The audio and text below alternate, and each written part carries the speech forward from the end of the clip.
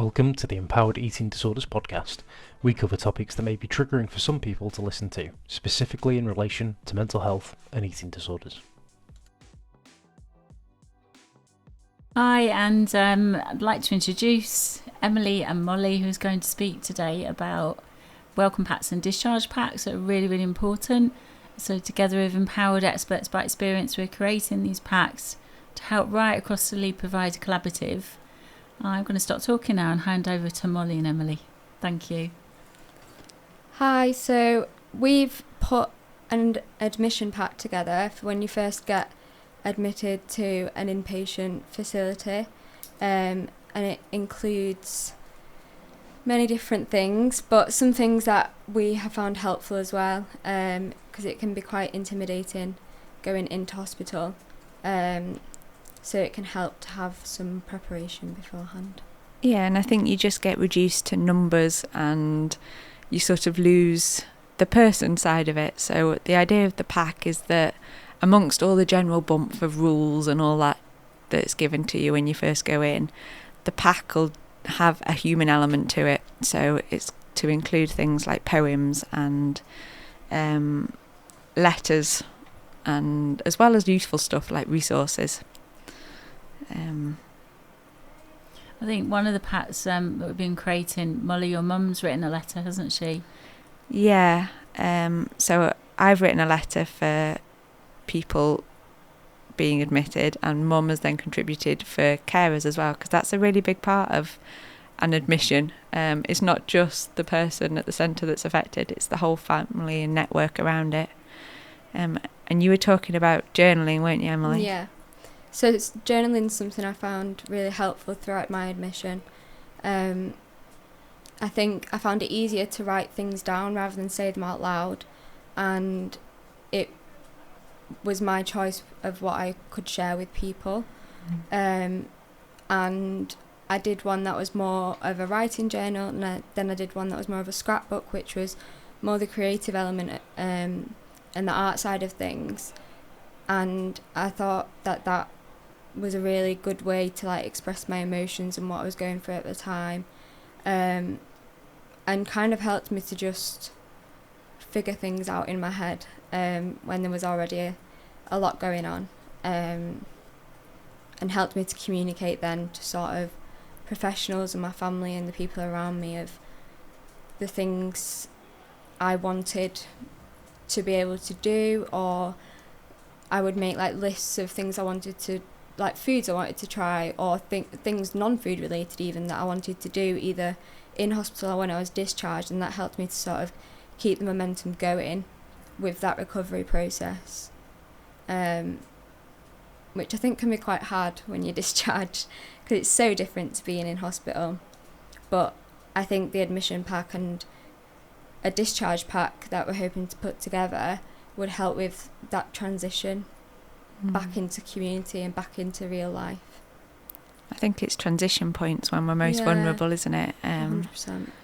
Yeah, so it would include practical bits. So we've got a packing list and a to-do list in there, haven't we? Mm-hmm. Things like, I think baggy clothes was one of them on there.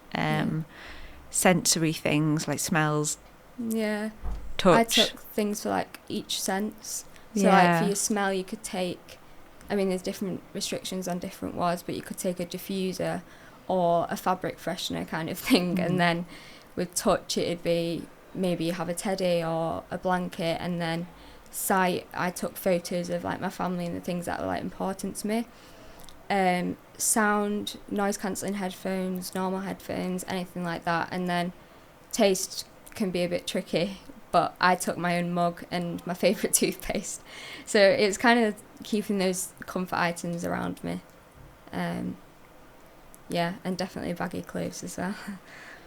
I think, Molly, you mentioned about having a playlist. Yeah, I had my mum actually put together a playlist for me, and I used to sit and just listen to that whenever I was feeling a bit wound up, and it made such a big difference just to have that comfort listening. I also downloaded lots of podcasts and lots of things to watch, because I think that's another thing. You don't really think about these practical bits when No. you're in that mindset of being admitted, and the internet is often not brilliant. Yes. So having stuff downloaded Yeah, makes a big difference. 100%. I think throughout the pack that you were kind of creating, the welcome pack, there was kind of a sense of remember who you are, celebrate who you are, Yeah. and exactly that. familiarities so you don't lose yourself. Yeah, I think you can, being in an inpatient can sometimes sort of feel like it's squashing the eating disorder, but it doesn't help you become a person. So it's like you've got this hole where the eating disorder used to be, and unless you fill it with something that is a person, your eating disorder is waiting and ready to move straight back in again. So it's to try and help build the person, I suppose.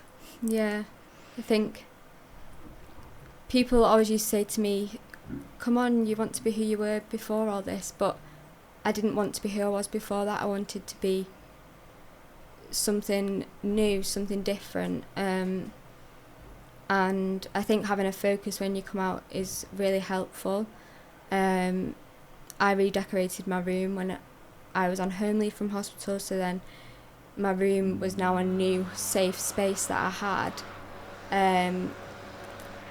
and it felt like it was filled with all the things that brought me joy and made me happy, and it was completely different to when I was ill, so it was a much better environment. And I think it can be helpful having things like thinking about your career and your future, but sometimes that can be quite overwhelming.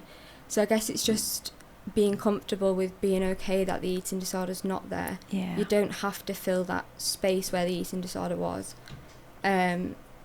It's okay that there is a space, there's bound to be a space, and I think more naturally over time, you start to fill your life with other things than the eating disorder. Yeah, but it does just take time, doesn't it? Definitely. The right preparation can make such a huge difference, can't it? Yeah. I know we were saying before about when you're admitted and you're just sort of told, oh, next day you might have to go into hospital. And like, I didn't even have any clean pants. Yeah. And it's just things like being given an extra week where you can look at an admission pack and 100%. You can settle into the idea rather than just being picked up and put somewhere. Definitely. That's and if preparing. like parents need to take time off work to take you, or whoever it is that you're with, they're like the wider people to prepare for it as well. And if you need to tell your GP your work, there's so many things to consider, and when you're not very well, it's very hard to think about that yourself. So having a pack with almost like a checklist of things to do could be really helpful, I think. Yeah. And we were very keen for it not to end up as another to-do list, another black and white boring, but we were thinking if we included quotes with it and made it colourful, a bit more welcoming. Yeah.